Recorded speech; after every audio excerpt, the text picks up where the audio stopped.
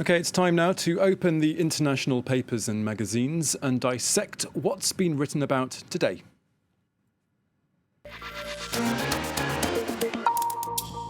Okay, it's time now for a look through the papers with Diptyque Laurent, who is with me here in the studio.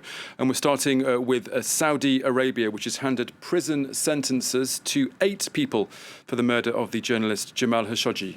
That's right. Those prison sentences, Thomas, are ranging from 5 to 20 years for 8 people in relation to the murder of Jamal Khashoggi, the Saudi journalist, nearly 2 years ago. The Saudi website Arab News reminding us that they were initially sentenced to death, but were given the prison sentences instead after being spared by Khashoggi's own family. Now, the Saudi Crown Prince Mohammed bin Salman allegedly ordered the gruesome hit on Khashoggi. We all remember those terrifying details of his body being cut to pieces. The Saudi paper Arab News today, though, hails a ruling saying it ends a case that was dealt with in, quote, an objective and impartial manner. Now, there's a really interesting article about the Crown Prince himself in the Middle East Eye today, and it looks at how he uses repression as a weapon to maintain control. And in particular, purges have become a permanent feature of his rule. Most recently, the purge of Prince Fahd bin Turki, the military commander. But Middle East Eye says the catch-22 with this is that purging sends the wrong message to the international community at a time when Saudi needs to be sending more positive images of stability. And ultimately, this way of ruling means the kingdom will, quote, never enjoy stability under the Crown Prince.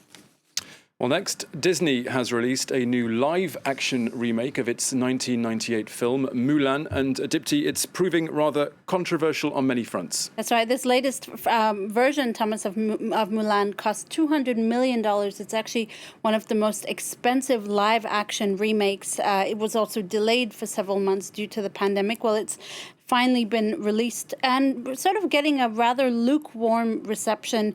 One writer for The Guardian slams the film as being a, quote, missed opportunity for Hollywood to explore Chinese history and identity.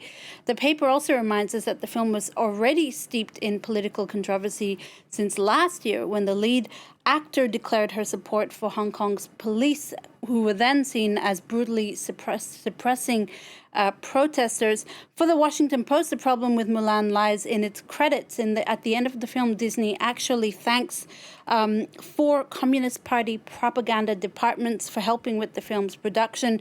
In particular, certain scenes were shot in the region of Xinjiang, the region where more than 1 million Muslims are currently being imprisoned in concentration camps. So the Washington Post today accuses Disney essentially of working with regions where genocide is occurring. Some sports news next, Dipty. The excitement is building ahead of this Tuesday's match against France and Croatia in the UEFA Nations League match. But one star player won't be taking to the pitch. Yeah, that's right. Kylian Mbappe, who tested positive for COVID-19, will have to sit tonight's match out. He's now the 7th Paris Saint-Germain player to test positive alongside others, including Neymar, who came back positive last week.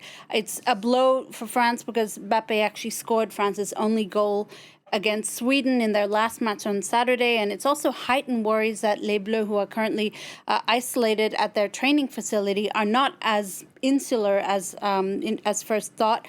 Mbappe's absence also is a big blow strategically. And also, this is a big game because France and Croatia are meeting for the first time since the final of the 2018 World Cup, in which, of course, France won. And Dipty, finally from you, one father's mysterious birthday gifts have now finally revealed their purpose. That's right. It's a wonderful story, this one, Thomas. Each year for the first 18 years of his life, British man Matthew Robson was gifted a bottle of Macallan 18-year-old Scotch whiskey by his father. A strange gift for a child, you might say. It did come with strict instructions.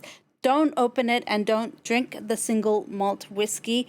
Robson's father, who is Scottish, bought the first bottle of whiskey to, quote, wet the baby's head he says, whatever that means.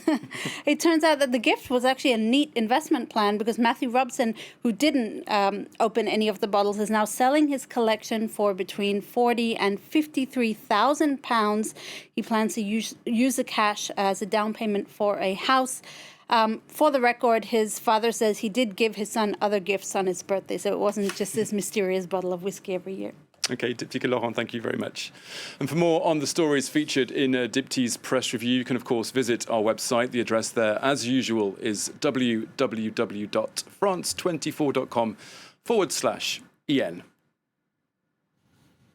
OK, that's all from me. But up next is our Focus report, which today looks at how some of France's disabled and special needs children are being left behind because of schooling issues. Do stay tuned.